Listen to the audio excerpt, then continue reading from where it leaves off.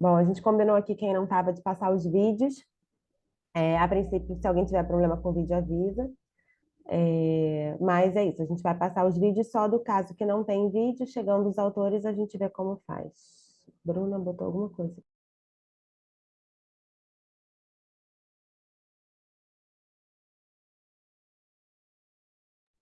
Não é Bruna, é Anderson. Bem-vindo.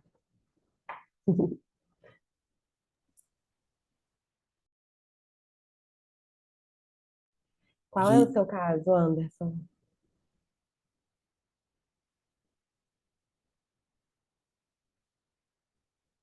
Não estamos te ouvindo.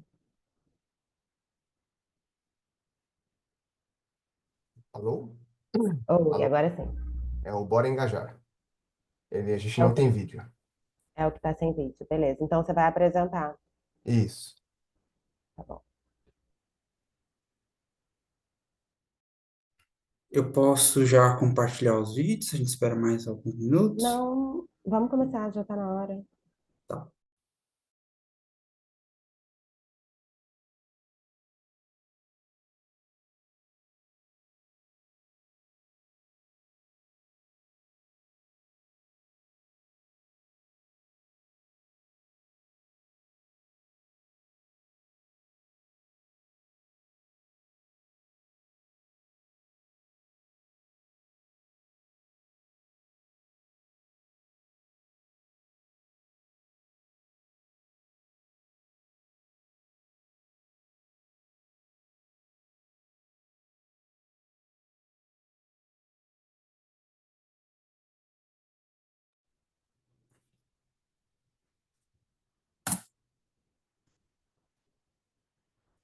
Vocês estão ouvindo bem? Sim.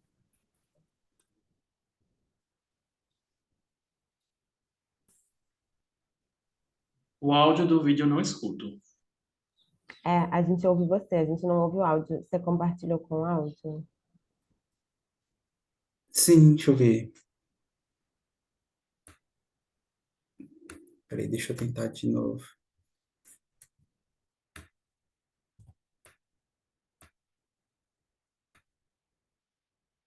Ah, aqui.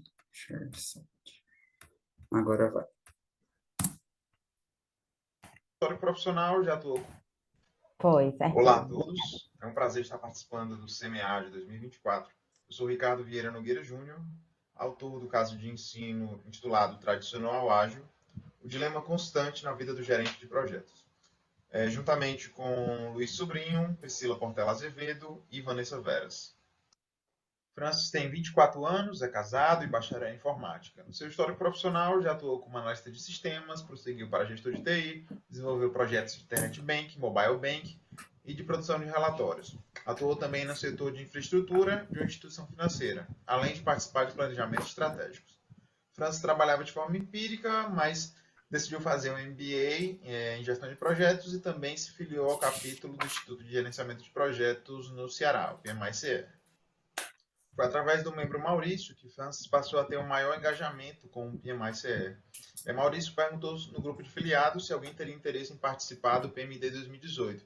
Francis não perdeu tempo em se engajar porque o PMD é o segundo projeto de maior relevância do capítulo, ficando atrás apenas do Congresso de Gestão de Projeto, e conta com participação de nomes importantes da área, entre profissionais e acadêmicos, sendo realizado durante um dia, nos turnos manhã e tarde, no formato de palestras e workshops, e mobiliza membros do PMI-CE e o público externo interessado no tema.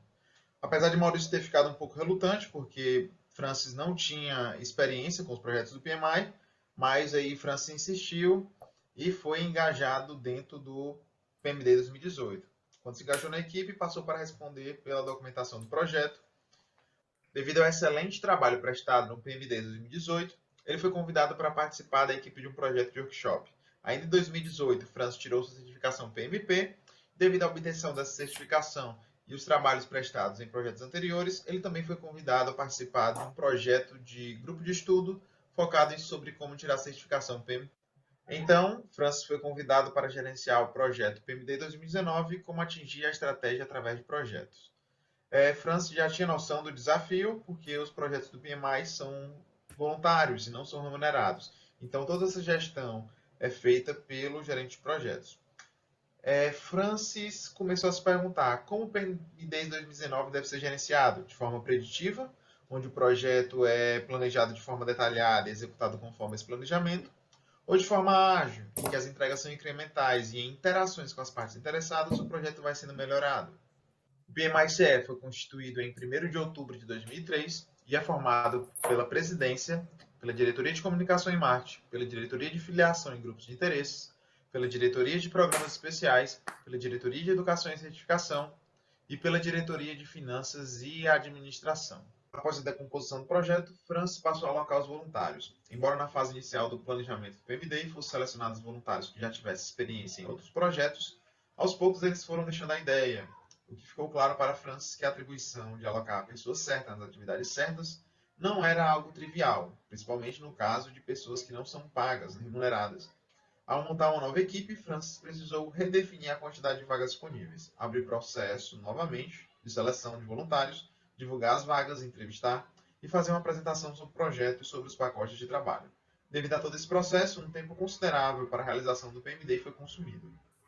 Preditivo ou ágil? Francis, devido aos conhecimentos que adquiriu nos últimos anos, sabia que na definição dos ciclos de desenvolvimento do projeto existe um dilema comum na fase de planejamento: preditivo tradicional ou adaptativo ágil. Ele sabe que o ciclo de desenvolvimento preditivo é aconselhado quando o escopo do projeto está muito bem definido. Além disso, o planejamento é feito de forma detalhada e executado conforme planejado. Sabe também que o ciclo de desenvolvimento adaptativo é aconselhado quando não se tem uma visão clara do escopo do projeto. Nesse último, as entregas são feitas de formas incrementais e em ciclos interativos através do feedback das partes interessadas, em que o produto do projeto vai sendo melhorado. Francis reconhecia que, além da utilização da abordagem preditiva ou adaptativa, existe também a possibilidade da união entre elas.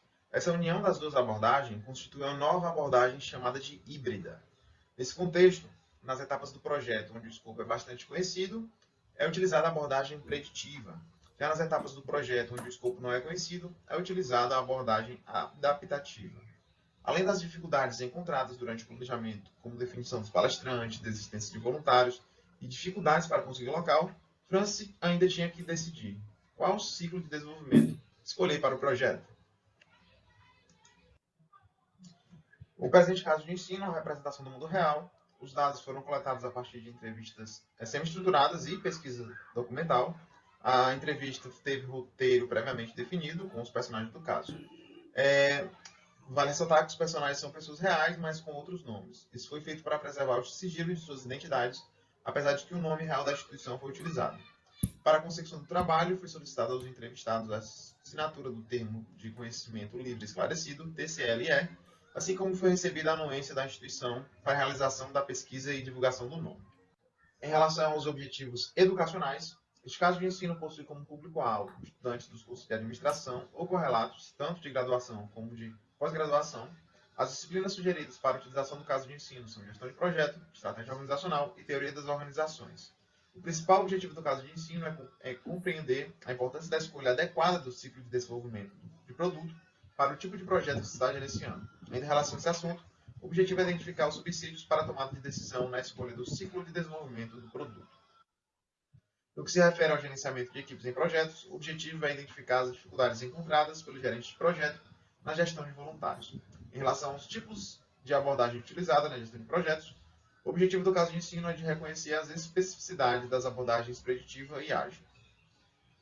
É feita a análise do caso, abordando sobre o PMBOK, sobre o manifesto ágil, sobre o preditivo tradicional, o interativo, o incremental, adaptativo ágil e o híbrido. Aqui é a nossa proposta de plano de aula com introdução, desenvolvimento e fechamento. O PMD 2019 foi considerado um evento bastante exaustivo. Isso deve-se ao fato de ser o segundo projeto de maior importância no PMI, por uma série de atividades complexas, nível de esforço necessário para ser empregado e voluntários que trabalhavam em outros empregos durante o dia e participavam da organização à noite. Em relação à gestão dos voluntários, apesar dos mesmos com experiência terem saído no início do projeto, os voluntários que entraram, ainda que inexperientes com os projetos do PMI, contribuíram significativamente com o projeto. O gerente de projetos considerou que a construção da equipe foi um dos maiores destaques do projeto. Em relação ao ciclo de desenvolvimento do projeto, foi escolhida a abordagem híbrida, o que possibilitou um maior ganho de experiência entre os voluntários. Além disso, a abordagem foi aceita pelos membros e, dessa maneira, tornou-se altamente satisfatória. Embora com todas as dificuldades encontradas ao longo do projeto, o evento foi considerado um sucesso pelos membros filiados e não filiados que foram ao evento e pelo PMI-CR. Essas foram as referências bibliográficas.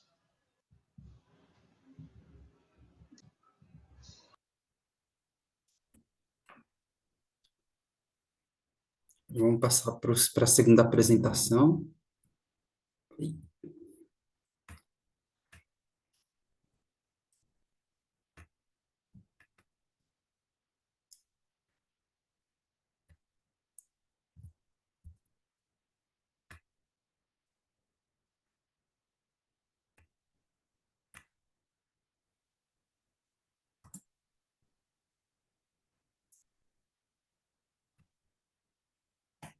Olá, eu me chamo Marucele de Alcântara Bonifácio, sou doutoranda em administração pelo programa de pós-graduação em administração da Universidade Federal da Paraíba.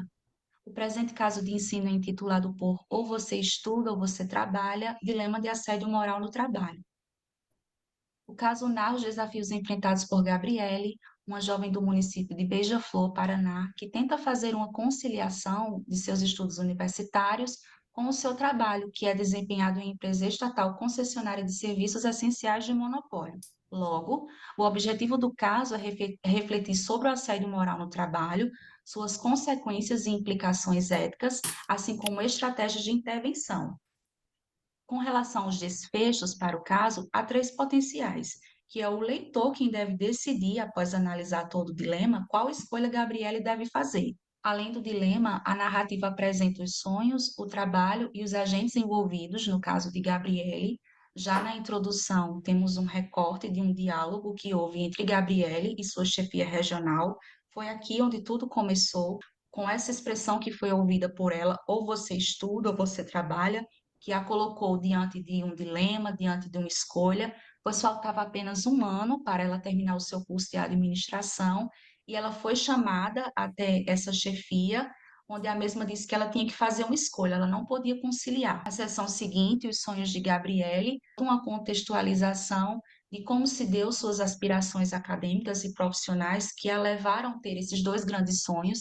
Já a seção O Trabalho de Gabriele vai trazer uma descrição de como suas funções eram desempenhadas, como seus serviços eram executados, como se dava a sua carga horária, quem eram os agentes envolvidos, ainda dentro da narrativa do caso. A seção O Veredito da Chefia vem apresentar todos os comportamentos da chefia, como Gabriela enxergava esses comportamentos, situação essa que a colocou em um dilema, que envolve o confronto com a situação de assédio moral que ela não reconheceu e a fez ter que escolher entre os seus dois grandes sonhos importantes, ou estudar ou trabalhar. Trazemos as notas de ensino e os objetivos do caso, quais? Compreender os elementos constitutivos do assédio moral no trabalho e sua configuração como problema organizacional, analisar os limites entre as relações de trabalho e as características individuais que podem levar uma pessoa a se tornar vítima de assédio moral.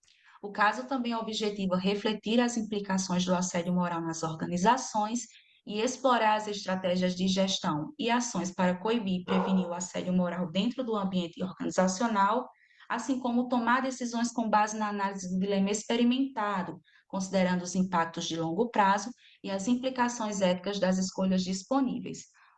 No que diz respeito à fonte e métodos de coleta, o caso ele foi baseado em uma experiência real, vivenciada por uma gestora pública, em uma organização pública, e os nomes foram utilizados de forma fictícia, tanto para a personagem quanto para a localização, empresa e demais agentes envolvidos, justamente pela sensibilidade do tema. E a narrativa ela foi construída a partir de dados que foram coletados em uma entrevista que foi realizada com essa gestora pública, a qual durou 47 minutos e, após ser transcrita, foi transformada em toda a narrativa do caso.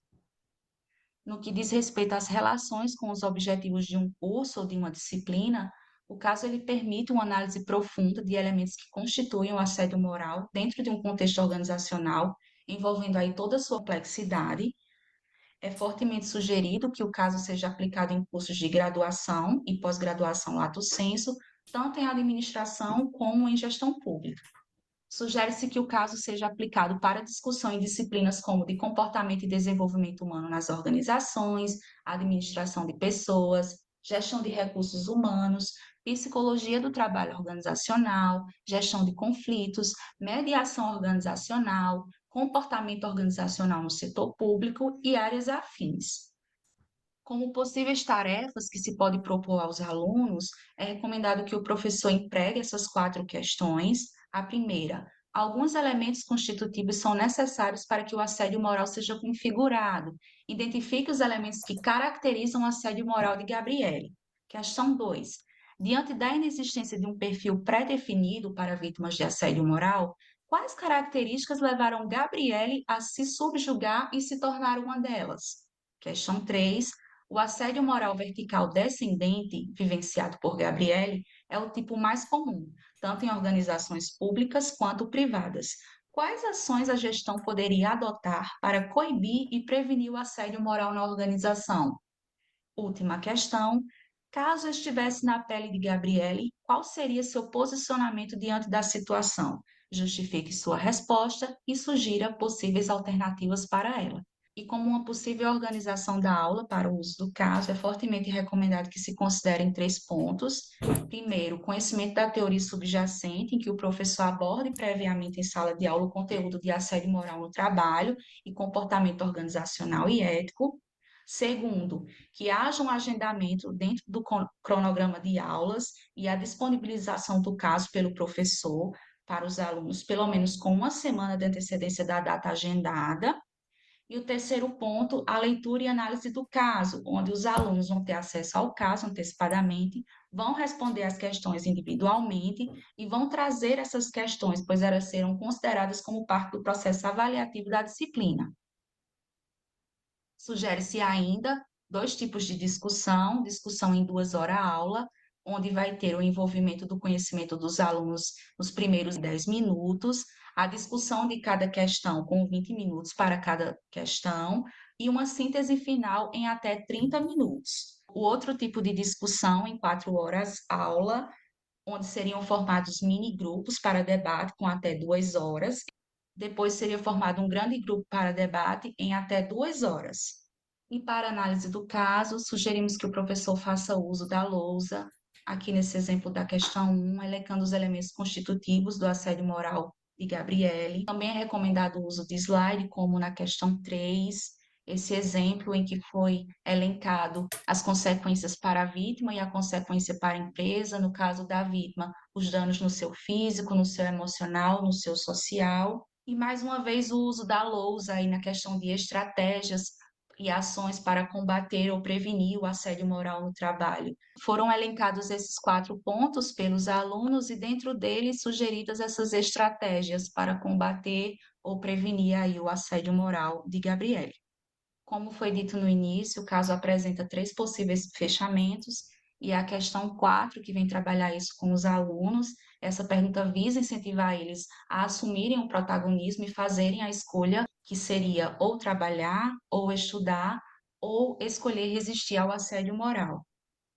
E aqui nós temos as referências bibliográficas utilizadas. Gratidão pela atenção.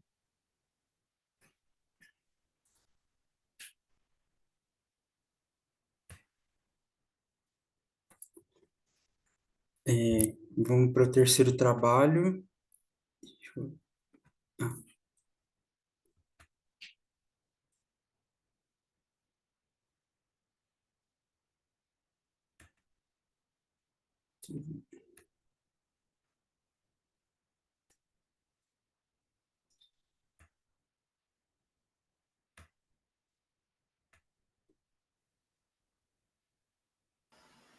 Olá, tudo bem? Eu me chamo Nauan Soares, sou vinculado à Universidade Federal da Paraíba e é um prazer estar aqui participando de mais uma edição do SEMEAD. E vim aqui apresentar o trabalho intitulado Decisões de Carreira, o Dilema de Lucas entre Estabilidade e Realização Acadêmica, que faz parte dessa seção de casos de ensino. Falando um pouco sobre a primeira parte do caso para ensino, do trabalho em si de sua narrativa, eu apresento aqui o personagem Lucas. É esse personagem que é um jovem de 25 anos, que já é formado em administração, que tem um mestrado também na área de administração e decidiu pela carreira acadêmica, né? Onde sua primeira experiência como atuação na educação foi como instrutor educacional técnico em uma instituição privada, né, de ensino profissionalizante no estado da Paraíba.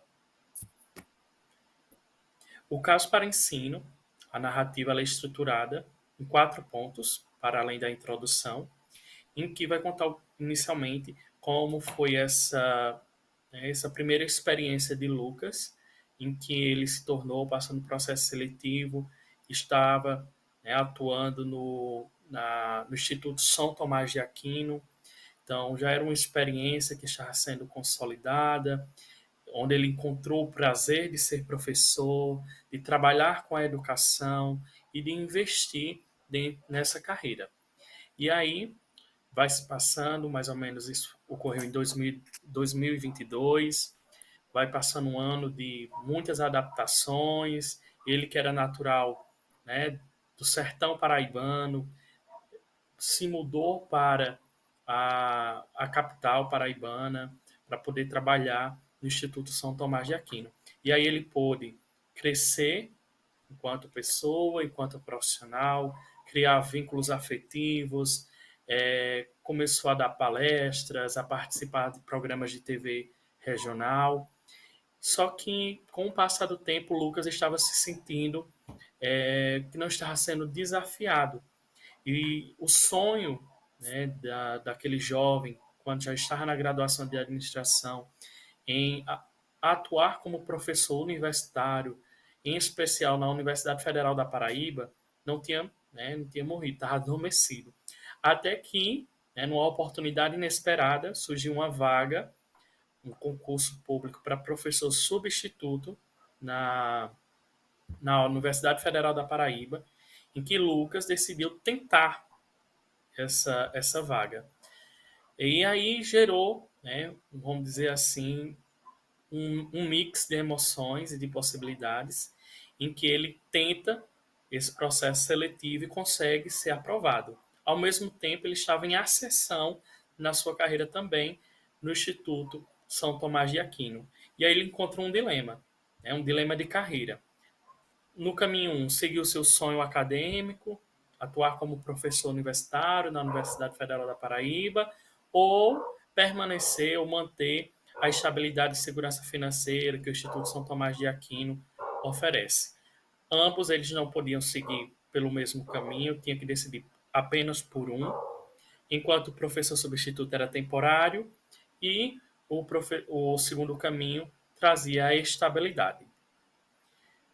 Nas notas de ensino, o objetivo deste caso para ensino é proporcionar aos estudantes uma compreensão prática e teórica dos desafios e decisões complexas que os profissionais eles enfrentam em suas carreiras. Então, ele é indicado para a área da administração, em especial na graduação, onde pode ser trabalhado nas disciplinas de gestão de carreira e desenvolvimento profissional, planejamento estratégico de pessoa, tomada de decisão e resolução de problema.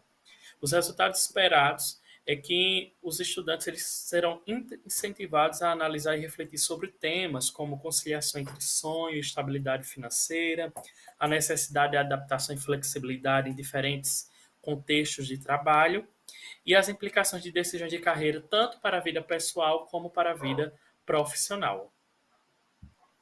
Esse caso para ensino ele é baseado em fatos reais, sendo que os nomes dos personagens e alguns nomes, né, de algumas instituições mencionadas no caso são fictícias, né, para preservar a confidencialidade dos dados, e foi, né, fornecido por documentos pessoais e profissionais, como relatórios, para compor a narrativa, né, do caso. As questões elas vão envolver temas como âncoras de carreira, gerações X, Y e Z, vantagens e desvantagens de ambos caminhos que Lucas, né, tem que tomar uma decisão. E aí o aluno ele é convidado realmente a ser o protagonista e tomar uma decisão e se colocar no lugar de Lucas. Né, qual decisão ele deve tomar. O plano de aula é recomendado aqui para que o professor ele possa adotar. Inicialmente, é recomendado que faça o envio prévio na aula anterior da narrativa, juntamente com as questões, para que o estudante ele possa já vir com as suas anotações, com seus rascunhos para o debate em sala de aula. E aí, em sala de aula, o professor faz uma contextualização do tema, apresenta o estudo de caso, faz uma leitura, apresenta os personagens, estudo de caso não, perdão, o caso para ensino, e aí separa em pequenos grupos de até 4 a 5 integrantes, e em seguida o grupo com a turma inteira, em que pode ser inclusive indicado um líder para que possa debater e analisar as questões. Ao final, o professor recomenda fazer uma recapitulação dos pontos discutidos e aí fazer uma reflexão sobre a aprendizagem com base no personagem Lucas. Estas foram as referências utilizadas, e que são sugeridas também para o desenvolvimento e resolução do caso para ensino. Então, quero aqui agradecer pela paciência, pelo ser ouvinte, tão paciente por estar até o final dessa apresentação e agradecer à equipe do SEMEAD pela oportunidade de estar aqui apresentando esse trabalho. Então, muito obrigado e fico aberto às considerações.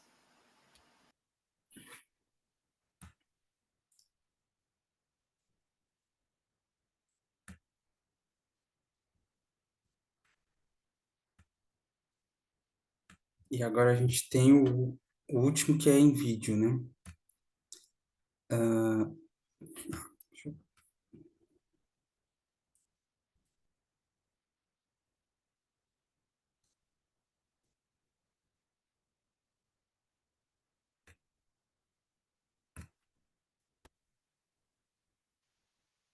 Bom dia a todos e todas, me chamo Vitor Braga, sou graduando de Relações Internacionais pela Universidade Federal do Rio de Janeiro e hoje irei apresentar o caso de ensino doctoralha, a ressignificação do processo de escolha de serviços médicos no Brasil.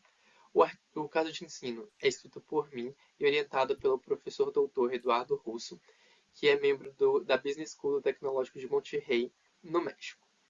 Falando um pouco sobre a introdução e contexto do caso, a doctoralha possui um modelo de negócio de plataforma multilateral, conecta pacientes a médicos e clínicas de forma semelhante a Uber conectando motoristas e passageiros. A plataforma é gratuita para pacientes, mas ela é paga para médicos e clínicas que desejam utilizar seus serviços como agendamento online, telemedicina e gestão de consultórios. A origem da doctoralha ela se dá em 2017 em Barcelona, na Espanha, e ela já era a partir de 2012, ela já era uma startup reconhecida em toda a Europa, mas foi apenas depois da aquisição da empresa pelo Dr. Planner Group, uma holding polonesa, em 2016, que a doctoralha ganhou grande reconhecimento internacional. E em 2017, a doctoralha chega ao Brasil, onde o mercado de health techs era recente e incipiente.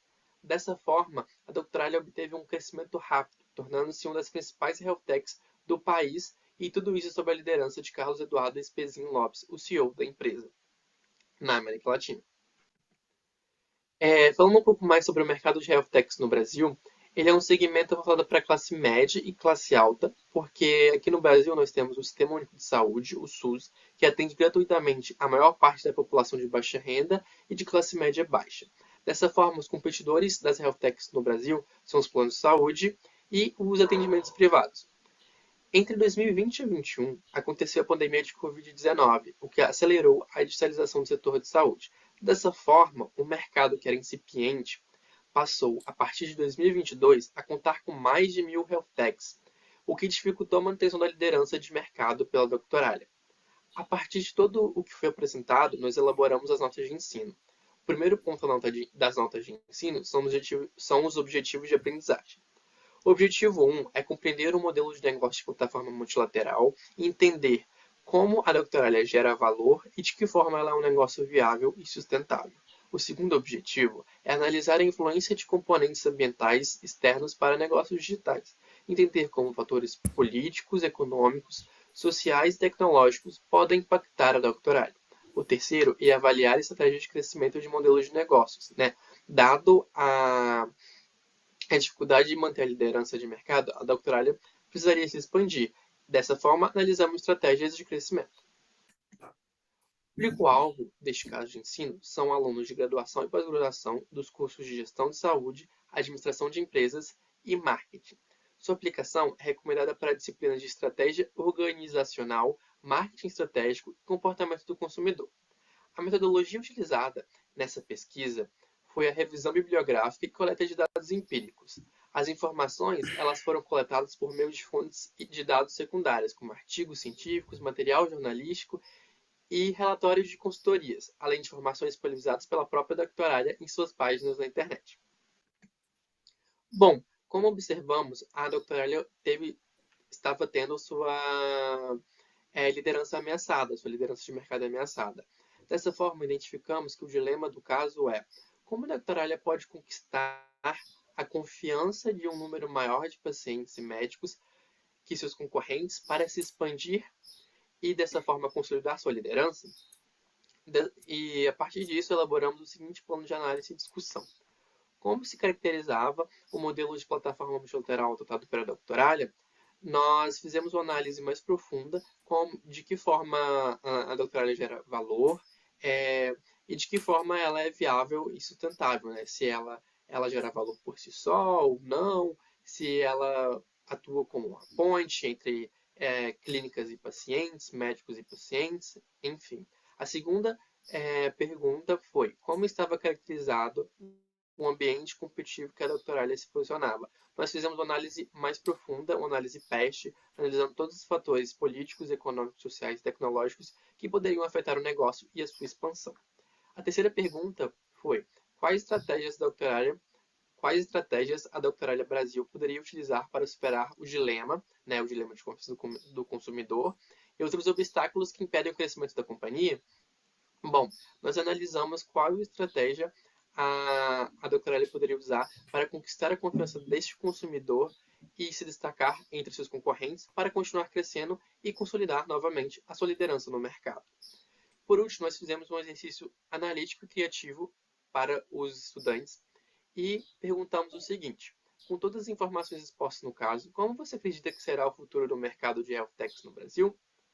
Bom, depois de tudo isso, nós identificamos que a solução para o caso seria a diferenciação. Porque por meio dela, né, focando em fornecer serviços e funcionalidades únicas para se destacar dos concorrentes e reduzir o poder de barganha dos clientes, a Doctoralia poderia crescer, se expandir e conquistar mais usuários que seus concorrentes. Dessa forma, combinando a estratégia de diferenciação com a análise ambiental, a gente desenvolveu as seguintes estratégias para a Doctoralia, que seriam adquirir certificações e investir no compliance, garantindo a segurança e proteção de dados, realizar promoções de descontos para atrair clientes com campanhas e preços mais acessíveis, realizar parcerias estratégicas, colaborando com hospitais e universidades para aumentar a credibilidade da empresa. Além disso, outra estratégia seria realizar campanhas de marketing focado na confiança, destacando a segurança e confiabilidade da plataforma, pois o poder de barganha do cliente num serviço de saúde é grande, já que ele costuma pesquisar mais e se informar mais antes de depositar o seu dinheiro nesses tipos de negócio. Por último, uma estratégia seria investimento em pesquisa e desenvolvimento, pois a partir disso a Doctoralia desenvolveria tecnologias inovadoras para melhorar a experiência do usuário, se destacando novamente dos seus concorrentes e expandindo o seu negócio. Enfim, obrigado a todos. Este foi o meu caso de ensino e até mais.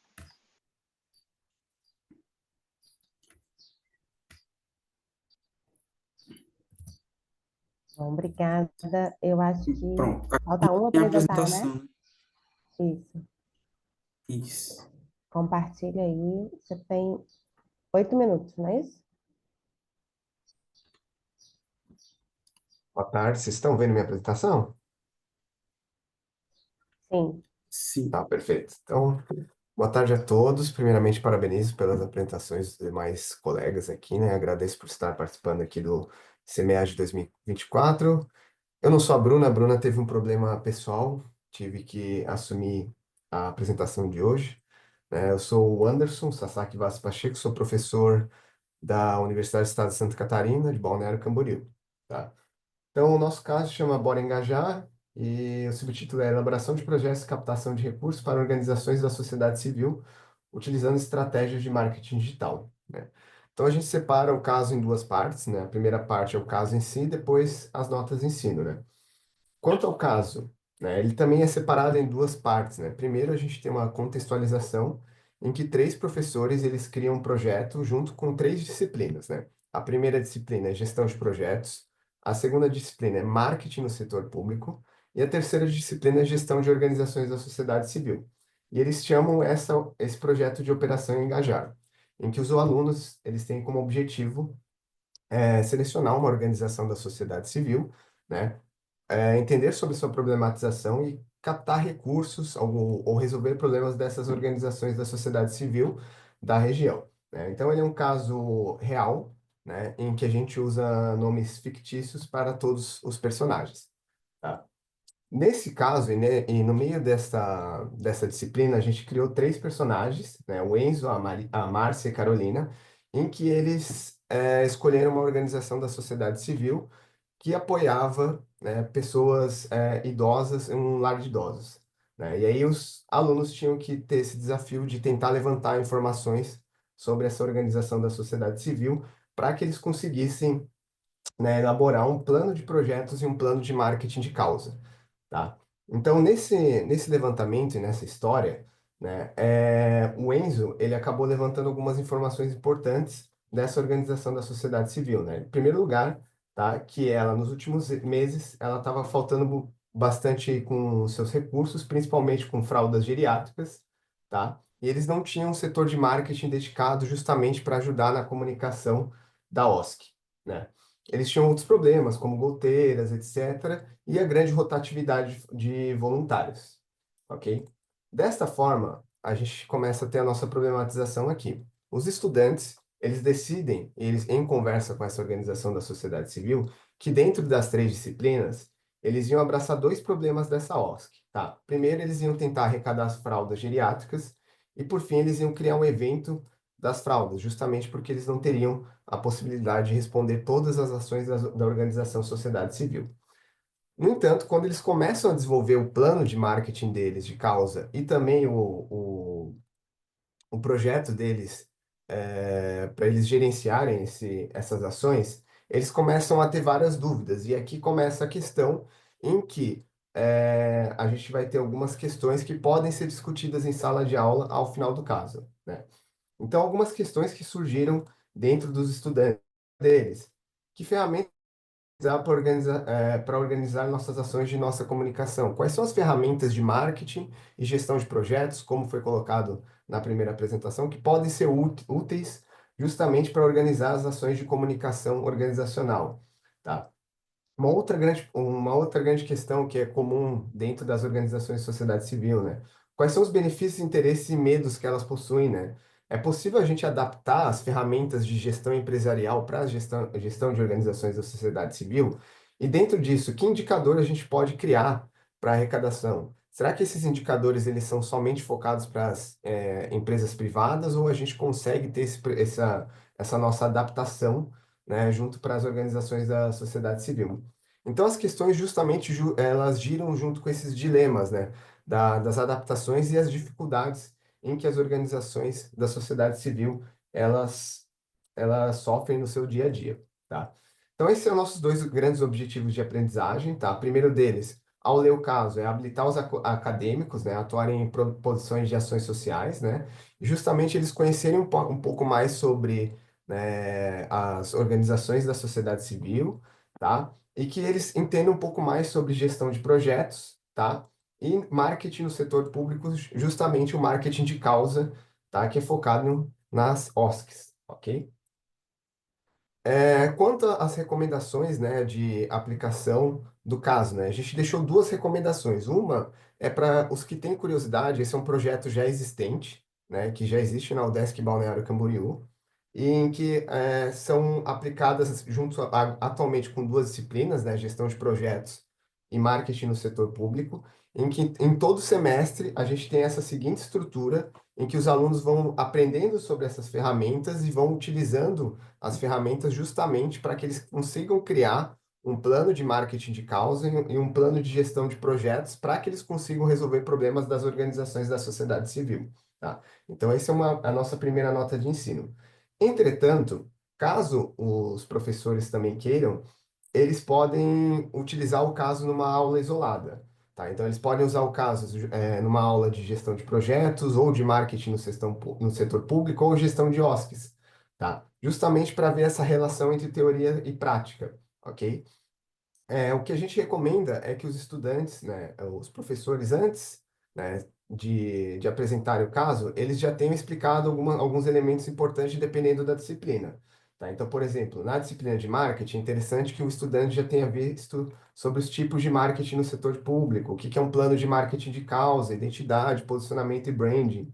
Tá? Da gestão de OSCs, sobre metodologias participativas, etc. E na gestão de projetos, a questão de escopo, recursos, riscos, entre outros elementos importantes para a gestão de projetos, tá?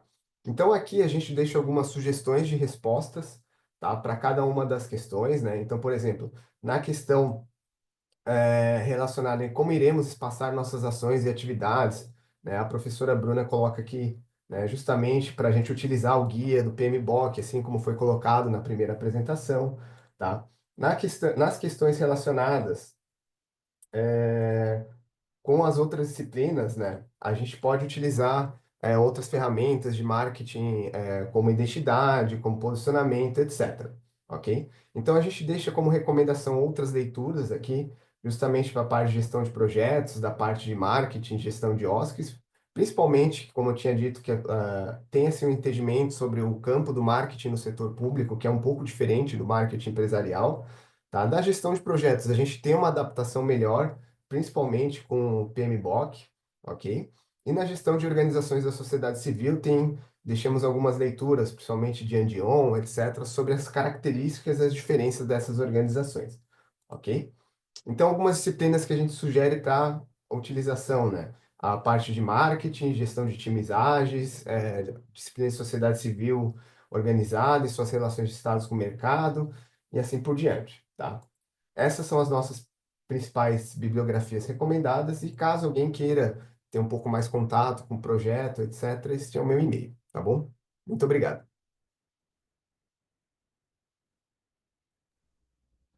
Obrigada. Vamos começar abrindo, então, para comentários, e aí depois o Bruno faz os seus, eu faço os meus. Então, o pessoal está aberto, podem comentar comentários gerais ou pontuais sobre os casos.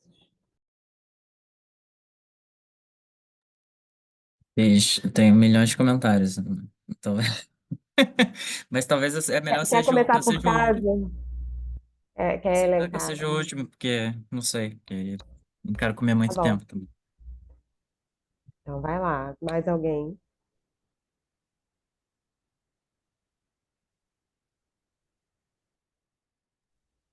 Acho que você vai ter que começar com um pouco dos seus milhões para dar uma animada na galera.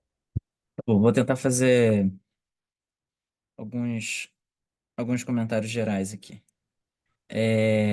Começar do final, então, porque eu acho que fica mais fácil. É, o caso parece ser interessante, eu acho que traz uma discussão, né, de público com privado, né, enfim, engajamento da sociedade civil, eu acho que é um nicho interessante de se trabalhar, a gente não vê tanto material nesse sentido, né, muitos casos acabam focando em empresas e, enfim, setores específicos, então acho que isso é um ponto positivo. eu fiquei com uma dúvida na questão, né, que os autores chamam de questões norteadoras, né? Ficou dúvida se aquelas questões elas são apresentadas, né, já para os alunos no corpo do caso ou se, enfim, vocês estão pensando em distribuí-las aí, né, primeiramente nas notas de ensino e aí o instrutor fica a cabo dele em que momento introduzi-las, né? Esse é um ponto, né? O segundo ponto é a questão do público-alvo, né? Me deixou um pouco, assim, um pouco confuso, né? Porque eu sempre penso, pelo menos sempre gosto de pensar o caso como um produto de nicho, né? Então, eu acho que a questão do público-alvo tem que ser muito bem pensada no sentido de conseguir, de fato, posicionar o caso, né? Para dialogar com aquele público bem específico que a gente tá querendo. E aí vocês trazem diversas opções, né? E no meu sentimento, talvez demasiadamente extensas, né? E aí talvez vocês possam ter uma dificuldade, né? Um professor me falava, um caso que se propõe a tudo, né? Às vezes não consegue discutir nada, né? Enfim, então eu acho que é um ponto aí de reflexão que de repente vocês podem fazer no sentido de talvez pensar e posicionar talvez um pouco melhor, né, dentro desse público. E aí, ainda nessa perspectiva, né, vocês trazem diferentes etapas, né? Porque, pelo que eu entendi, já é um material que é aplicado dentro de um projeto que vocês têm, né? Mas, mais uma vez, acaba ficando um material muito restrito, né, para o projeto que vocês trabalham, né? Enquanto que eu penso que, acho que o interessante, uma vez que a gente está buscando, acho que todos estão buscando a publicação do material, né, que o material, de fato, possa ser discutido com um horizonte mais amplo de universidades e organizações e tudo mais. Então, acho que pensar nisso. E aí, um ponto também que é falado sobre alguns conceitos, né? O que que os alunos precisam ter de conhecimento prévio para discutir o caso. Eu acho que é só uma questão de posicionamento, como é que a gente está colocando a nomenclatura disso, né? Porque em algum momento eu fiquei um pouco confuso no sentido de, tá, mas são conhecimentos prévios, mas não está sendo chamado de conhecimentos prévios, mas sim está sendo chamado dentro de um público-alvo ali, né? Então acho que de repente separar as coisas e dar essa nomenclatura de fato, o que que se precisa de conhecimento prévio, eu acho que pode contribuir aí para a questão das notas. Enfim, tem muitos mais comentários dos outros também. Então, Não sei vou, se... vou falar desse, que aí a gente vai fechando Claro, por caso e depois a gente pode fazer um geralzão. Bruno claro. também, se quiser, vai falando. Eu senti isso, assim, eu senti que o projeto é muito bacana, muito específico, mas botar tudo, que eu entendo que isso acontece num semestre. Isso acontece no semestre e a ideia é que o caso tenha duas perspectivas. Caso a pessoa queira aplicar toda a metodologia no semestre ou utilizar em uma aula só, tá? Entendi. Eu acho que você devia optar. Uhum. Escolhe, assim, eu sei que abre mão de muita coisa, mas é isso. Escolhe para aplicar numa aula só e pensa nele para aplicar numa aula só. Porque apesar dele, assim, de repente bota uma notinha ali falando que ele foi usado numa disciplina, ou em 3 disciplinas, se quiserem entrar em contato, deixa seu contato, eu não sei. Porque eu acho que fica confuso. E deixa o professor que vai usar, imagina você escolher esse caso para botar na sua aula, inseguro, porque é um caso que você pode usar o semestre todo, junto com outros 2 docentes. Eu acho que traz insegurança na hora de aplicar, sabe? E a ideia das notas de ensino é exatamente o contrário, assim. Talvez valha um caso falando, não propondo a aplicação igual vocês fazem, mas descrevendo como vocês fazem. Aí é outro caso, entende? Porque aí sim você está tornando público esse processo que vocês usam, enfim, e está discutindo como isso, e aí é uma discussão dentro do campo do ensino, né? Como você faz para ensinar, enfim. Eu acho que seria bom ter esses 2 caminhos. E dentro disso, assim, eu acho que faltou um dilema, mas faz todo sentido, porque é um caso para um semestre inteiro, né? Então, eu reposicionaria para uma sessão só, deixaria ele bem mais específico, isso significa abrir mão de um monte de coisa, mas faz parte, e trabalharia um dilema. Bruno. É, então, eu concordo sobre esse ponto. Eu gostei bastante desse caso porque, justamente por essa questão da interdisciplinaridade, né? Você consegue, se você tiver os professores das três disciplinas, né, engajados, igual parece que vocês têm aí na instituição, mas cada instituição é própria, né? Então, se, eu acredito que esse caso, né, acredito que a ideia dele, ele pode ser aplicado em instituições do país todo, e aí vai depender da grade curricular daquele semestre, para aquela turma, daquele curso, então acaba limitando, né? Então, eu acho legal, talvez vocês podem até manter essa proposta nas notas de ensino, e colocar que. Opa, ah, e colocar que tem alguma direcionamentos específicos, né, para cada disciplina.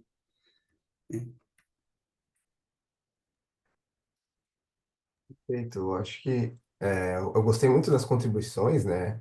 A Júlia trouxe uma ideia interessante, né, da gente reduzir, né, no sentido de colocar numa aula só. Acho que seria bem interessante. Caso necessário, eu deixaria a gente ter uma página, então deixar disponível a página com a metodologia, né, caso a pessoa com os nossos dados de todas as ações, tá? E deixar o caso justamente com o dilema principal, né, que é o que a gente tentou discutir no final ali, que é sobre essa adaptação das ferramentas de gestão empresarial para a gestão de OSCs, né, que não é possível o tempo todo, né? Então, é, e que os alunos sofrem bastante com isso, né? Então, pô, como é que a gente vai criar um indicador, por exemplo, que esteja relacionado com um evento que você trouxe para aquele lar de idosos, né? E que eles saíram, né, super bem naquele dia porque fazia tempo que ninguém recebia visita. Tá? Então, esses são, acho que, uns dilemas importantes, né, na parte da discussão, né? Então, eu agradeço a Júlia, o Bruno também, né, para essa parte de adaptação. Quanto às perguntas do Eduardo, já faz um tempinho aqui, eu já me perdi. Mas tinha uma questão das relações teóricas, né? De quais teorias, né? Então, eu como professor, eu vou falar mais da parte de marketing, né? Porque sou professor da área de marketing no setor público. E no campo do marketing no setor público, né? Ele tem algumas adaptações, né? A gente não tem, por exemplo, se a gente for refletir que no aspecto empresarial, né, o objetivo fim é a venda e o lucro, né, e o relacionamento. Enquanto no marketing setor público a gente tem o marketing político, que o objetivo não é somente a questão da venda, mas também a questão do voto, da questão da pessoa falar bem do político. Tá? E no marketing de causa, né, de organizações da sociedade civil, a gente tem elementos em que a gente tem, em alguns momentos, arrecadar recursos, mobilizar pessoas, voluntários, mas tem outros elementos de imagem, etc., né, que também são semelhantes ao marketing de organizações no setor público. Então, o que é importante dos alunos é saberem essa diferenciação, né, desses elementos e ter algumas ferramentas base, né, para o desenvolvimento de um plano de marketing de causa, tá? Então, a gente pode, acho que, fortalecer isso, né, porque o caso ainda está bem curtinho, né? Então, acho que seria bem interessante também. Agradeço essa sugestão do Eduardo, tá? E eu esqueci as outras duas perguntas, Eduardo, mas se tiver tempo, não sei se você quer passar a palavra Não, para os não, era outros. só, eu acho que já o pessoal conseguiu cobrir a maior parte, eu acho que é uma atenção maior para a questão da segmentação do caso, Ah, né, da questão isso. do público-alvo, e aí, uma vez tomando a decisão de reposicionar o caso para uma sessão, né, uma vez que você, com isso, você consegue que o seu caso seja discutido também em outros lugares, por outros professores em outras universidades, tentar realmente refletir sobre um plano de aula, né, como é que esse caso poderia ser aplicado, né, as etapas de discussão simulando realmente uma aula, que talvez seja uma parte que ali que eu não tenha visto, mas no geral acho que é isso. Tá certo, obrigado. Acho que esse reposicionamento para uma aula somente de alunos de estudantes de administração pública poderia ser bem interessante também. Obrigado, Eduardo. Beleza, gente. Vamos abrir para o Doctoralha e comentários em geral. Eu tenho alguns comentários É, aqui. Vai, fala. tenho um comentário só, né? Enfim, o Vitor ele não pôde estar presente, né? Então estou representando aqui.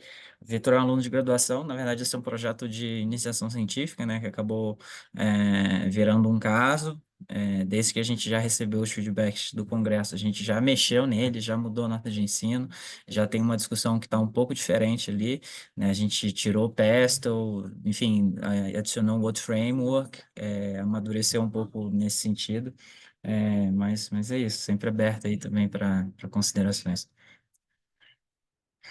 Ah, bacana. Eu vou fazer umas considerações do corpo do caso, já que vocês mexeram nas notas de ensino. O que eu acho que seria válido, assim, seria dar uma enxugada na abertura. Tem Uhum. elementos do histórico ali na abertura que eu acho que não precisa. Enfim, dar uma melhor posicionada e declarar mais claramente o dilema ali na abertura. Eu senti falta disso. Eu fiquei tentando ali entender em que momento que apareceu o dilema, se o dilema era aquele mesmo, sabe? Dar uma reforçada nisso. Mas, assim, de resto, enfim, tá aberto aí, se alguém quiser fazer comentário sobre o Doctoralha, eu acho um caso super bacana, assim, o tema é muito legal, né? É muito atual. De fato, bem interessante e ficou muito em alta na questão da pandemia, né? Que, enfim, até a legislação mudou naquela época, a questão das consultas online, né? E aí o que a gente viu foi uma corrida, digamos assim, para essas diferentes plataformas se adaptarem a esse novo contexto. E aí a gente vê Doutoralha, enfim, concorrendo também com as plataformas de planos de saúde, né? E é um modelo que segue até hoje, né? Enfim, então acho que de fato interessante ser discutido. Sobre o seu comentário da questão da abertura, a gente já fez uma reflexão sobre isso, sim, e na verdade é uma discussão interessante, né, que eu acho que serve também para os outros trabalhos, né? Eu acho que caso é difícil a gente achar uma regra, né? Eu acho que é muito estilo, né? Acho que cada um tem o seu estilo e eu vejo muito o material que fala sobre caso falando de parágrafo de abertura e parágrafo de encerramento, né? Como um parágrafo mesmo, né? Que de certa forma tem que trazer ali alguns elementos básicos, né? Dilema, empresa, contexto, protagonista e tá bem conectado ali um com o outro. Mas eu tenho uma dificuldade de fazer um parágrafo de fato, Aí né? eu Meus gosto de casos até têm. três, eu acho um muito, É, muito radical, né? Até três eu acho que vai. Mas eu acho que dá pra, assim, eu acho que sim, dá para sim, sim. estudar, especialmente porque tem dados do histórico, sabe? Uhum, Não tá só o que necessário, assim. Tem coisas ali que eu sim, acho que sim. dá para tirar dali. Não, concordo, concordo. Beleza. Deixa eu vou comentar sobre esse caso também. Eu achei ele muito, muito legal, muito interessante para falar desse aspecto de modelo de negócios, né? Eu acho que ele está muito bem construído a história e o dilema também, né? Inclusive dessa sessão, os casos eu achei muito legal porque o dilema, acho que de quase todos está bem claro, assim. É uma coisa que particularmente eu tenho muita dificuldade, né? Pelo menos para mim eu tenho dificuldade de montar de identificar, de montar. E nesse, por exemplo, é um que está bem claro. A minha sugestão é só, eu não sei se é o que vocês mexeram, né?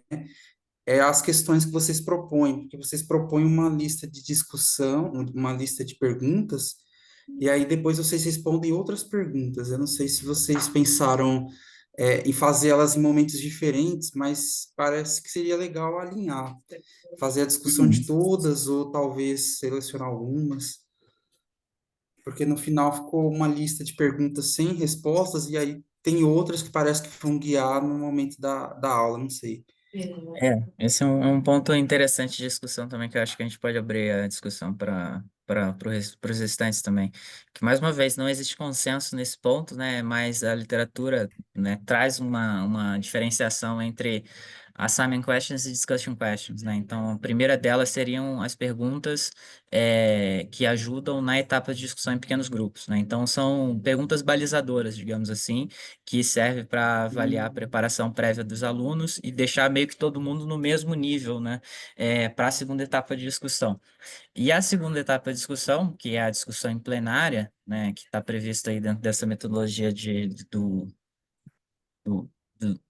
do estudo de caso, né, seriam justamente as perguntas gatilho, digamos assim, né, que são as perguntas que permitem justamente você apresentar e discutir as teorias de forma a se atingir os objetivos de aprendizado do caso, né? Então, assim, eu já vi muito material, né, que faz a discussão do caso em cima das assignment questions, né?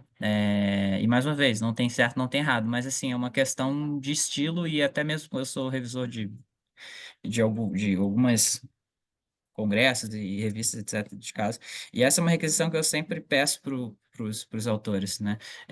Tentar fazer essa diferenciação, né? Entre assignment questions e discussion questions, porque na teoria elas trazem propostas e objetivos diferentes, né? Então, mas sim, eu acho que talvez uma explicação maior ali para o que se presta, né? Cada uma daquelas perguntas, eu acho que a gente poderia ter feito.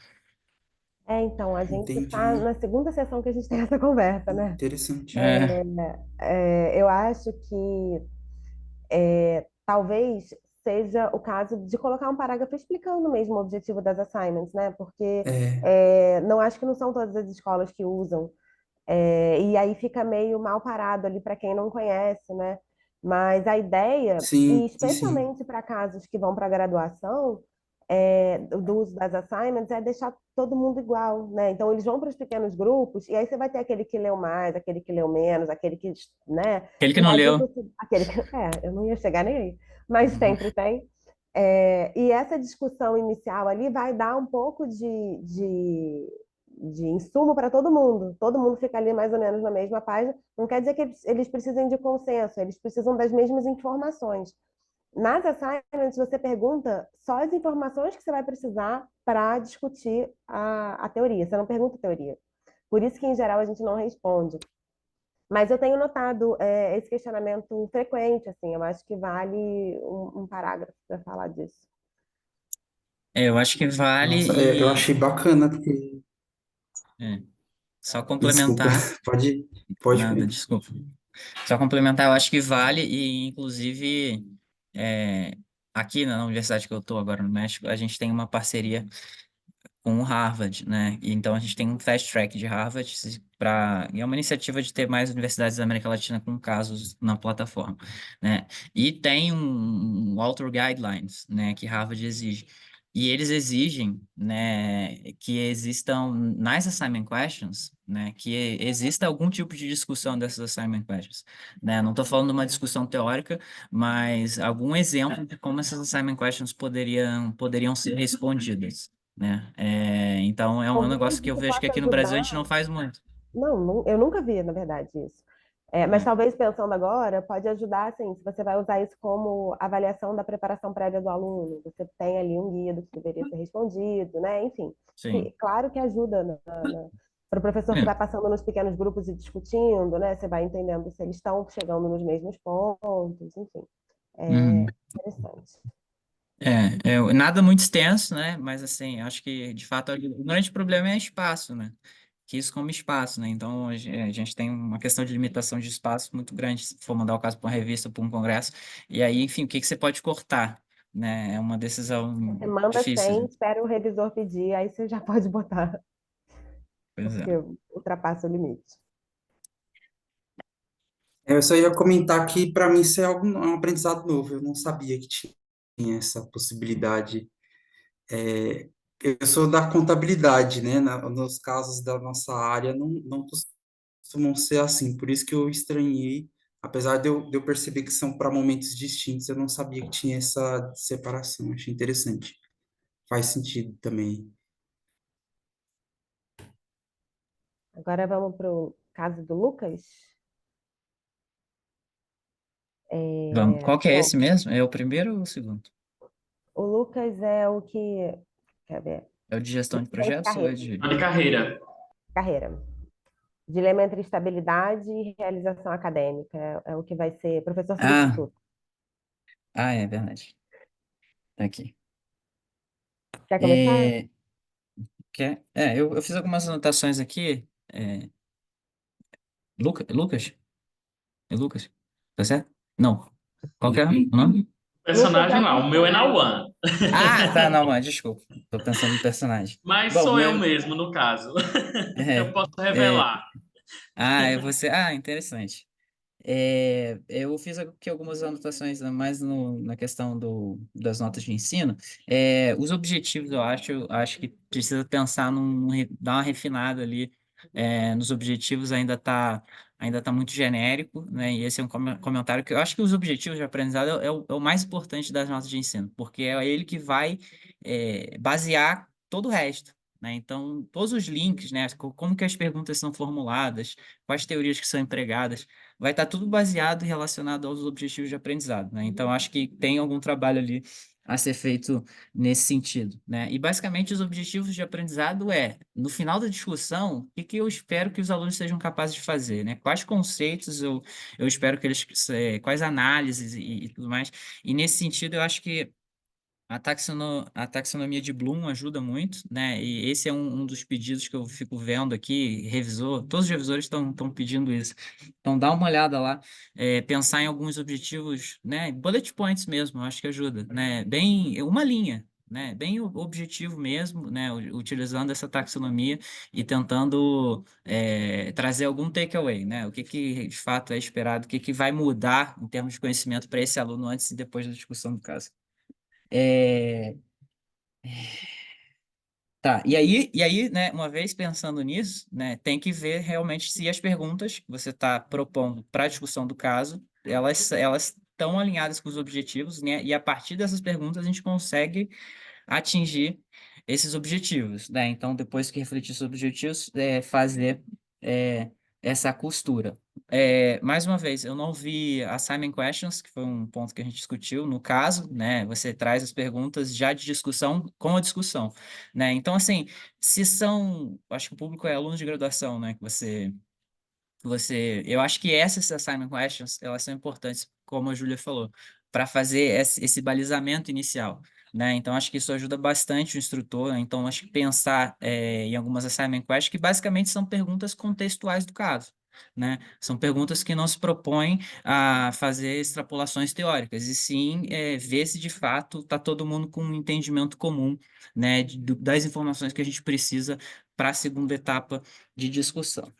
E por fim, é, ali no seu plano de aula, eu achei interessante, porém, eu achei um pouco confuso, justamente porque você segue direitinho, né, a cartilha ali do que a gente espera de um caso, de uma discussão de caso de ensino, que são duas grandes etapas, né, uma etapa de discussão em pequeno grupo e uma etapa de discussão em plenária, e depois você volta para uma dinâmica de grupo, né?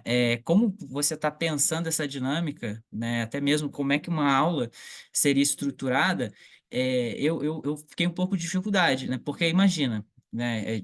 Discussão em pequeno grupo, discussão em plenária. No final, às vezes, 1 hora e meia, 2 horas, os alunos já estão cansados, né? Como é que você bota eles de novo para trabalhar em pequenos grupos? Eu acho que isso seria um grande desafio, sobretudo para alunos de graduação, né? Então, acho que repensar, talvez, ali, na sua proposta de plano de aula, acho que pode dar mais sentido às coisas. Enfim, são os pontos que eu anotei aqui. Então, eu anotei aqui, de diferente, que você trabalha com âncora de carreira, né?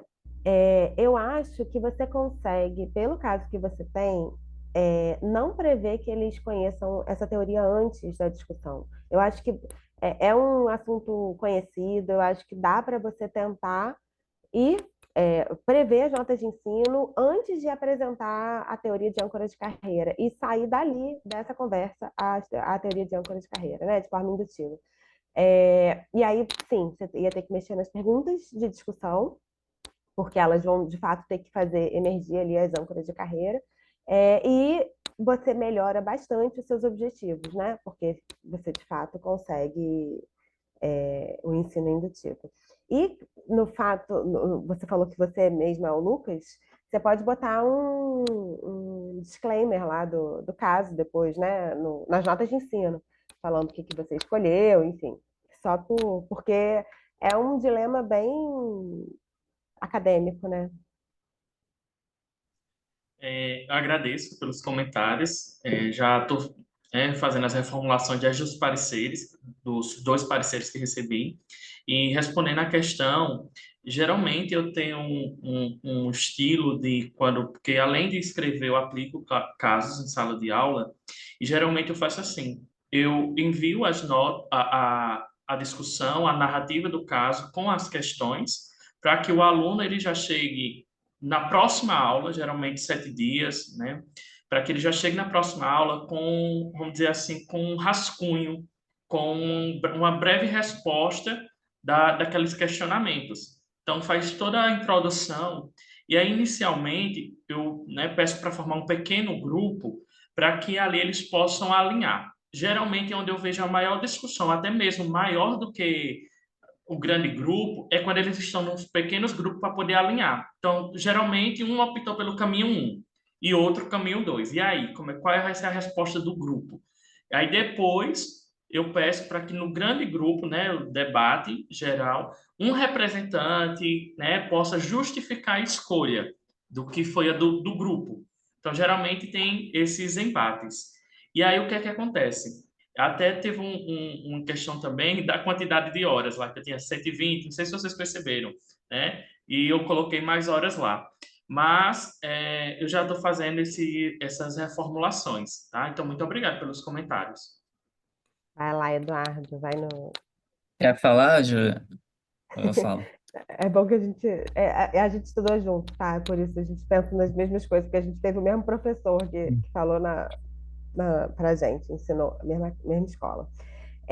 Não, eu acho só que assim, seu objetivo, vamos lá, é ensinar âncoras de carreira, certo? Não importa qual é a tua resposta, né? O que eles escolheram, e não tem resposta certa, né? Assim, eu até tenho curiosidade de saber o que você escolheu. Eu sei o que eu escolheria, mas não tem resposta certa. E não faz a menor diferença. Se você já distribui o caso e já manda perguntar lá no início qual é a resposta certa, eles não vão discutir caso, eles não vão conseguir percorrer nada para chegar na âncora de carreira. Eles vão escolher, vira professor substituto, faz isso, é jogo de futebol, né? Vai para um lado, vai para o outro. Então, por isso que você não coloca nas assignments. Então, quando eles estão discutindo em pequenos grupos, você não puxa nenhuma pergunta de teoria, porque você não quer que eles cheguem lá antes de você conduzir esse assunto, né? E por isso você não pergunta, assim, se a pergunta for só o que você escolheria, não tem discussão de caso, você não vai conseguir construir. Então, eu acho que você tem que olhar para essas notas de ensino, pensando nisso, e pensando em que pergunta eu preciso fazer para esse aluno, para ele me responder uma coisa que vai me ajudar a construir a teoria de âncoras de carreira. É isso que importa. O que ele vai escolher, enfim, não importa. Quer complementar?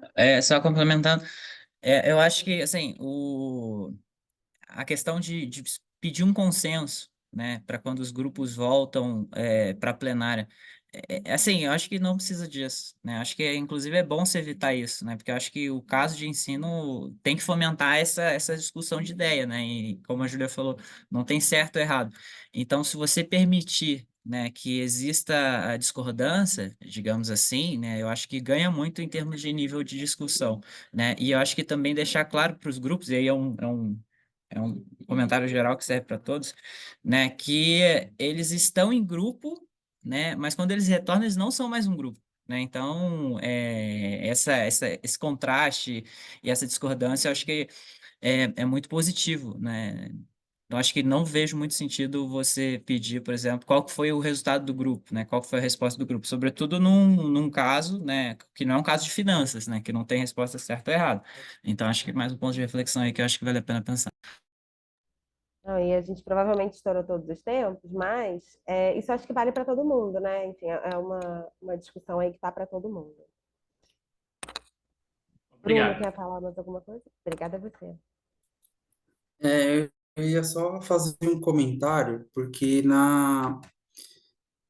sobre esse caso, nas disciplinas sugeridas, você não indicou se é para graduação ou para pós, né? Mas eu ia até sugerir uma disciplina um pouco com um escopo diferente que dá para você aplicar esse caso, né? As disciplinas de metodologia de ensino da pós-graduação, pelo menos na contabilidade, na administração, eu sei que tem, que são disciplinas de formação docente, né? E existe uma discussão nessa disciplina sobre o processo de se tornar professor, né? Então, talvez pode, de certa forma, o que você propõe aí pode ser adaptado, né? Você pode talvez sugerir, né? Essa parte das âncoras de carreira, eu não conheço essa teoria, mas dá para tratar naquelas disciplinas que você indicou lá, que são disciplinas mais da parte organizacional, mas talvez uma discussão voltada para a formação docente, né? Essas escolhas que são comuns, né? Às vezes, dependendo da situação da pessoa, eu acho que seria algo interessante de sugerir, né? Também. É isso. De manhã, depois de dar uma olhada na sessão que teve de caso de manhã, online, tem uma colega sua, aí da UFPB também, que estava discutindo um caso com âncora de carreira. Então, de repente, te ajuda aí nessa conversa. Vamos para o próximo. Ou você estuda ou você trabalha. Aberto aí. Quem quiser falar pode abrir. Exato, exatamente. A Eudia e o Isaac. É, eu não vou ser sempre o primeiro a falar. Fica chato, né? Ninguém me aguenta mais falando. Então vai lá, Esse Bruno. Ah, esse eu também vou sugerir uma outra disciplina que dá, porque eu vi esse caso, que inclusive ele é muito bom também. E aí eu senti falta também de elencar uma disciplina em que esse tema pode ser muito debatido, que é a disciplina de ética, ou ética e cidadania, que é uma disciplina muito comum, por exemplo, em cursos técnicos, né? Em cursos de graduação no geral. Então, assim, é um caso que talvez pode ser sugerido para todas essas disciplinas, né? Eu não lembro exatamente as disciplinas que você colocou lá, mas talvez dê para incluir essa também.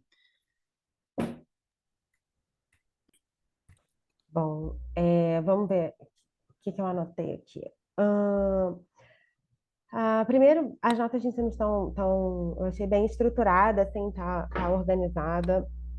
Mas, de novo, como o âncora de carreira, eu acho que você não precisa prever que eles conhecem a teoria antes de apresentar a teoria. As teorias que você tá trabalhando com assédio, não é uma teoria complexa o suficiente para você precisar. É um debate complexo, mas a teoria não, né? Para você precisar apresentar previamente. Eu acho que é possível conseguir tirar isso da própria discussão. Acho que vai ser rico. E acho que é um tema delicado, então é importante que você tenha as notas de ensino muito bem amarradas para dar confiança para quem vai aplicar, né? Porque para você perder uma turma discutindo sobre assédio é muito fácil. Então, mexe, enfim, em lugares diferentes, nas pessoas. Então, quanto às notas de ensino, eu acho que é isso. É bom ela ser bem guiazinho, bem detalhada para ajudar, mas acho que ela tem condições, com o que você tem no corpo do caso, de fazer essas teorias emergirem de forma indutiva. Além disso, também acho que a abertura pode ser enxugada, ser mais objetiva e mais envolvente, assim, dessa, porque já é um tema pesado, né? Então, deixa a abertura mais envolvente, mais enxuta, e, e aí a pessoa vai entender o dilema ali no início, assim, e já vai lendo, o resto do caso, já sabendo disso desde o início. É isso, Eduardo. É. Bom, vamos lá. Primeiramente, parabéns. Acho que como a Júlia falou, bem estruturado ali a questão das notas de ensino. Eu estava anotando aqui, falta isso. Aí vinha logo na sequência e apresentava. Falta isso, você vinha apresentar. Então, acho que é um ponto positivo. É um caso que, de certa forma, me identifico, porque foi um ultimato que eu recebi quando eu decidi fazer meu doutorado do meu chefe. A diferença é que não era uma empresa pública, né? E aí eu acho que é uma reflexão interessante a gente fazer, né, nesse sentido, né, do posicionamento do caso, né? Eu acho que essa é um ponto de estresse ainda maior em empresas privadas, né? Que tem aquela pressão por performance e não tem a questão da estabilidade, por exemplo, né? Que a gente tem na empresa pública, né? Então, não sei, eu acho que o caso foi posicionado para a questão de gestão pública, né? Traz o exemplo aí de empresa pública, mas eu acho que talvez ampliar, né, essa discussão para um horizonte também privado, onde eu acho que essas questões podem ser ainda mais críticas, né, ainda mais frequentes, digamos assim, né, eu acho que se torna interessante. Os objetivos de aprendizado, gostei, acho que tá bem apresentado, só fazer um double check ali se a taxonomia realmente está sendo empregada corretamente. Você propõe 4 objetivos de aprendizado. Eu sempre sugiro para os meus autores, no máximo 3, né? Porque acho que quanto mais objetivos você bota, mais entrega você tem que dar. Né? Mais pergunta que você tem que apresentar, mais teoria que você tem que trazer, mais discussão que você tem que fazer. Então, faz uma avaliação ali, né? Se você quer manter da forma que está, ou dar uma enxugada para de fato conseguir, no final, entregar. Na questão das disciplinas, acho que o Bruno já começou falando isso, eu ia complementar, acho que business ethics, né? Ética de negócios, acho que tem que incluir. É, Acho que vocês propõem ali também um público-alvo distinto, né? Graduação, pós-graduação, e é uma vez que no guia de Harvard aqui, eles estão pedindo também propor planos de ensino, planos de aula diferentes para públicos específicos, né? Que é um negócio também que eu vejo que a gente não faz muito, mas eu acho que a gente vai ter que começar a fazer. E aí, em algum momento, você faz isso, né? Mas aí você sugere 4 horas, né? Discussões em pequenos grupos de 2 horas. Assim, eu não sei, eu acho que você não consegue segurar 2 horas de discussão em pequenos grupos com as perguntas que você está se propondo, né? Acho que mais uma vez, também 2 horas de discussão em plenária, né? Um caso de 4 horas.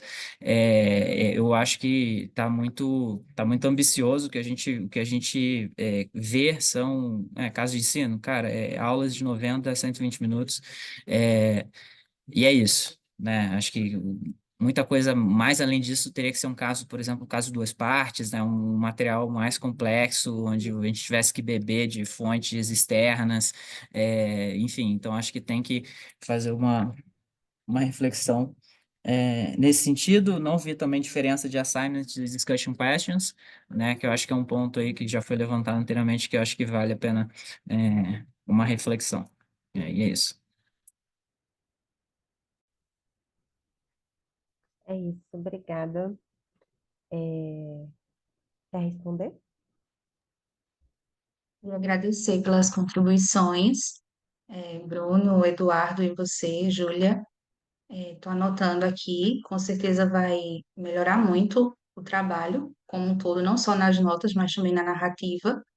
Essa questão da duração, pensamos em 2 horas aula sem os mini grupos, assim, já efetivamente já nas questões diretamente nelas, em que cada questão teria aí 20 minutos para ser discutida, mas no grupo geral, os mini grupos seriam com a duração de 4 horas aulas. E com relação às disciplinas, eu não especifiquei de fato privado, eu foquei mais na administração. Lá no finalzinho que eu coloquei o setor público, que era onde eu tinha pensado realmente nas questões das disciplinas que tratam especificamente da ética, né? Sobretudo porque, além dos objetivos, no trabalho nós colocamos também competências que o caso ele pode desenvolver, e dentre elas tem a competência ética. Então, eu vou colocar também essa contribuição de vocês, especificar lá essa disciplina em que o caso pode ser aplicado. No mais é isso, gratidão. Obrigada. Vamos para o último, que foi o primeiro. Qual é? Tradicional ou ágil, é isso? Alguém quer começar? Bruno, vai lá. Se ninguém for. Eu posso falar também, se quiser. Começa. Posso? Então vamos lá, que a gente está ficando... Quer ir, Bruno? Vai lá. Não, pode ir, pode ir. A gente está ficando sem tempo aqui. Bom, então, eu sempre gosto de ver casos de gestão pública, gestão de projetos, são temas que a gente a gente não vê muito, né? Eu acho que gestão de projetos tem uma metodologia específica de trabalho, né? Mas acho que casos também são aplicados, quanto mais casos a gente vê nesse sentido.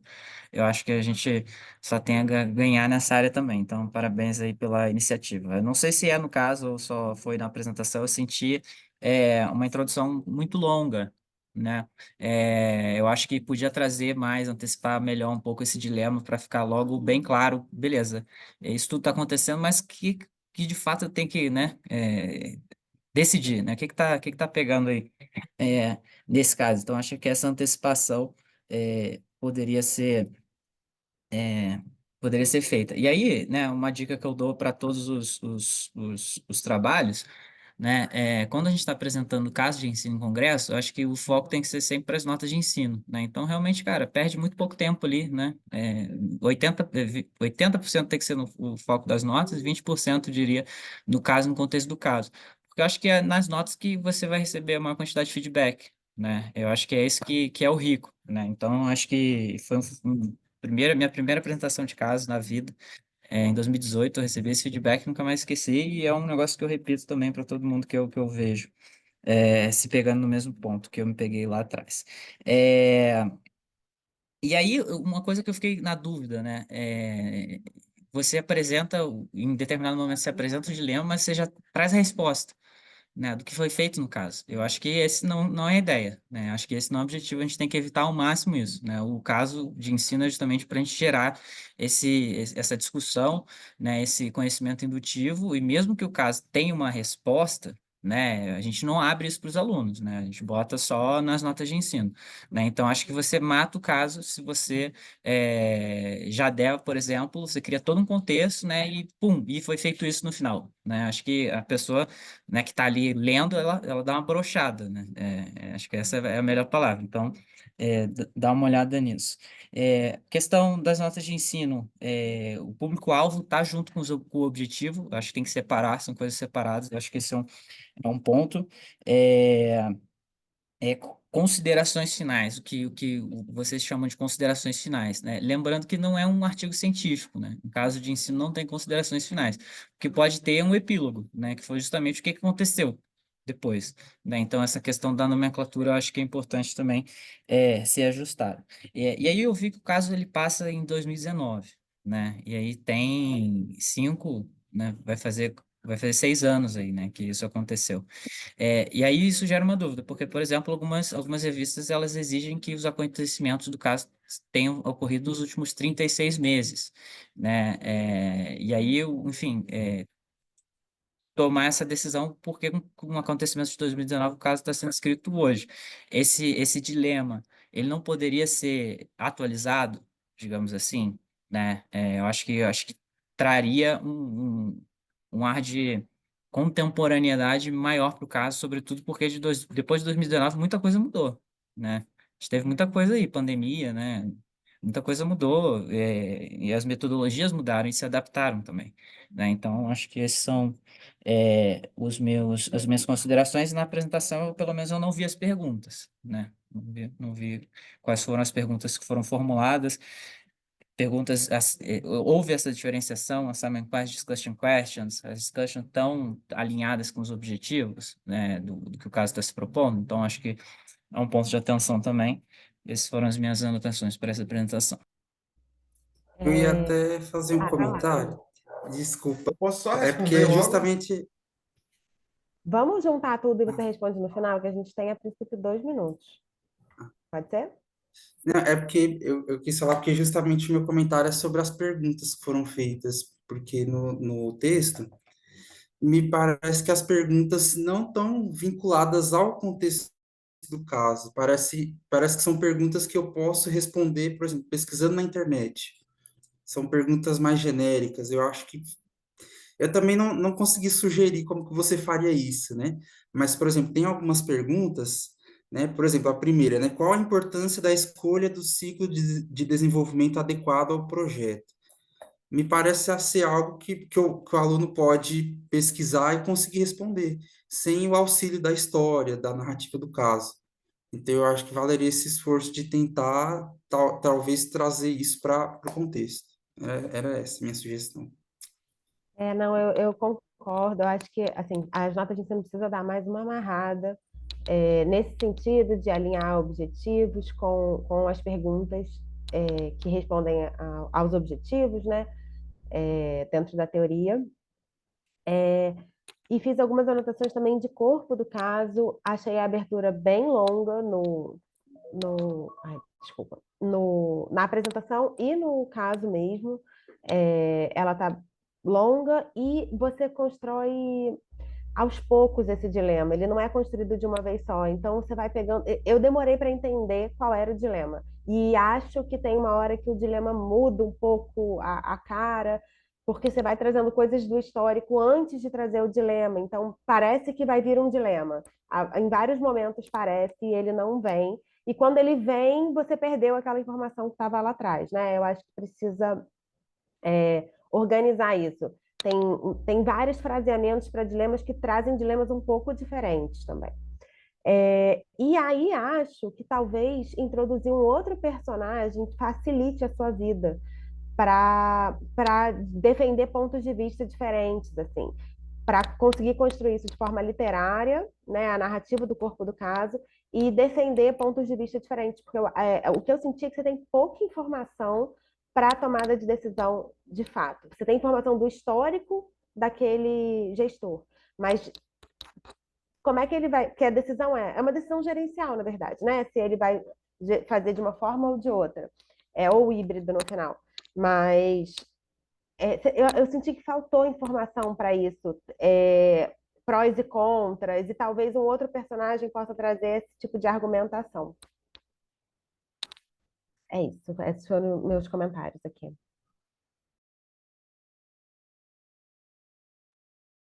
Tem tempo para a resposta? Claro, vai Ótimo. lá. A gente estoura agora uma vez só. Muito obrigado pelos comentários. Eu vou responder aqui na ordem, primeiro pelo Eduardo. O Ricardo de 2024 agradece o Eduardo de 2018 por ter ouvido esse comentário de focar a apresentação na nota de ensino, ao invés de no desenvolvimento do caso. Foi uma coisa que eu fiquei na dúvida, então minha intuição foi pelo desenvolvimento. Então, eu acabei focando minha apresentação no desenvolvimento. Por isso que não tem as perguntas. Tem na minha apresentação, mas não tem na apresentação que eu enviei, porque eu tive que acabar recortando muita coisa porque ficou muito longo. Então, acabei tendo que fazer essa escolha e agradeço mais uma vez pelo Eduardo ter compartilhado esse aprendizado comigo e com a gente. Essa antecipação do dilema também, esse foi o meu primeiro caso de ensino que eu escrevi. Então, sair um pouco de um artigo mais tradicional para entrar numa dinâmica do caso de ensino foi algo assim desafiador, assim, pô, como é que eu posso explorar sem sair tanto do científico, assim? Será que eu vou marco literário, científico? Então, isso foi um desafio, por isso que acabou ficando um pouco longo. Teve também influência da professora que também participou, que ela também já trabalhava com caso de ensinos, então, em muitas partes teve a influência dela, muitas partes também teve essa inexperiência da minha parte, então, por isso que ficou um pouco longo e tão não desenvolvido, né? Em relação ao período, ele foi de 2019, mestrado ali estava em 2022, estava fazendo ali a disciplina. Já eu tinha participado desse projeto, até porque eu sou filiado do PMI, então era uma instituição que eu tinha mais fácil acesso, conhecia os profissionais da área, participei desse projeto, vi o desafio que o gestor enfrentou, então fui entrevistar ele, fui acessar o PMI para poder extrair esse caso. Então, o que que aconteceu? A gente demorou, teve esse lapso aí de 2019 para 2022, que foi quando eu iniciei o caso, mas também teve o período que foi submetido para uma revista, a revista caiu no Qualis, aí você já perdeu um ano e pouco. Então, aí você tem que refazer o caso para submeter em outro lugar, então acabou que teve esses dois motivos. A gente começou a escrever sobre 2019 em 2022, e teve essa questão da queda da revista. Então, por isso que acabou tendo esse tempo muito longo, distante. Outra coisa que eu também agradeço ao Eduardo é a gente colocou ali no desenvolvimento a questão do híbrido como possibilidade, mas eu não sabia que mesmo que tivesse ali não dizendo que a resposta, se eu botar a resposta, pode ser algo que desanime o leitor. Mas isso aqui fica de aprendizado.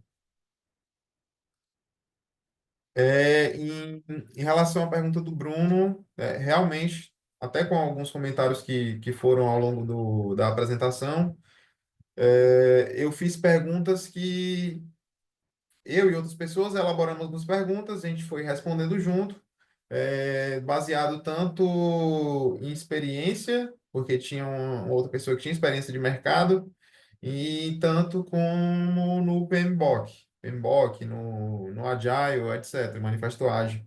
Então, foi uma consolidação tanto de experiências quanto de estudos sobre os guias. Podem ser que pesquisando pela internet conseguissem achar respostas similares se compartilhar certas vivências que as pessoas que elaboraram as respostas tivessem, né? Se tivesse semelhante, então eu acho que sim. Mas o próprio guia é um guia prático, então ele vai tender a ter respostas que são mais voltadas para o que é do mercado. Então, nas perguntas que a gente elaborou, se debruçando sobre o guia, basicamente também teriam respostas semelhantes, porque ele é um guia prático. Mas essas perguntas de nivelamento a gente não colocou, então a gente poderia ter colocado, e isso também fica de aprendizado, colocar essas perguntas de nivelamento para todos os alunos terem um bom nível para poder agregar discussão. Acredito que essas perguntas de vivências, elas podem ser interessantes, porque compartilha algo prático e nas aulas os alunos querem, principalmente na gestão de projetos, o que seja mais prático possível, mas também colocar perguntas que estejam ali dentro do caso. Então, essas perguntas de nivelamento a gente poderia colocar e essas perguntas específicas do caso também poderiam ter sido colocadas. Da Júlia, também nessa questão da antecipação do dilema, como eu acabei respondendo ao Eduardo, fica muito dessa inexperiência na elaboração de casos, que foi o primeiro. Então, todos os comentários que eu escuto aqui são válidos para os próximos. Os ajustes nas notas, também entendo que podem ser agregados. E, e essa sugestão foi algo que, na elaboração do caso, a de introduzir um outro personagem, por mais que eu tivesse a vivência, por mais que eu tivesse ali, foi muito focado no Francis. Muito, muito. Então, acredito que agora, com essa visão, opa, aqui eu consigo elaborar mais coisas. Como é que estava na visão da diretora que participou do projeto? E as outras diretorias, como é que enxergavam o dilema dele? E os outros participantes? E os participantes saíram? Será que eles saíram porque não sentiram a firmeza nessa definição? Então, essas outras visões agregariam em muito o caso. E agradeço todos os comentários, Eduardo, Bruno e Júlia. Obrigada, Ricardo. É sempre um prazer ver gente escrevendo caso pela primeira vez. Espero encontrar vocês ano que vem com os próximos, porque é muito legal e vicia, estamos aqui todo ano. Espero encontrar vocês nas próximas sessões. Eu ainda estou em mais duas, amanhã de manhã e uma amanhã à noite, de casos. Obrigada pela rica discussão aí, foi muito legal. Estou deixando meu e-mail aqui para quem quiser mandar e-mail, pedir ajuda, fazer um projeto, enfim, estou disponível aí. Obrigada, pessoal.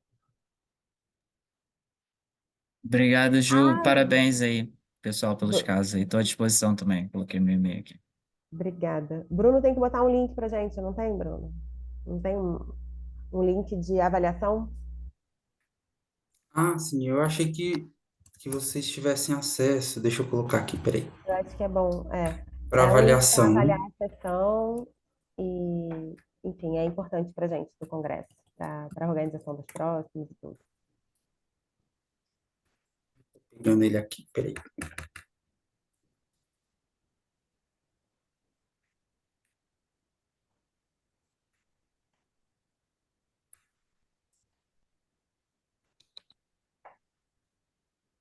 E Bruno, acho que você está comigo amanhã de manhã de novo, né? Sim, sim. Amanhã a gente tem mais uma Amanhã sessão de estamos 5 casos. juntos. É, Tá aí o é link, isso. gente. Obrigado. Obrigada, pessoal. Boa noite aí, bom descanso. Boa noite, bom descanso para Obrigado, todos. pessoal. Tchau, tchau. Obrigado. Tchau, tchau.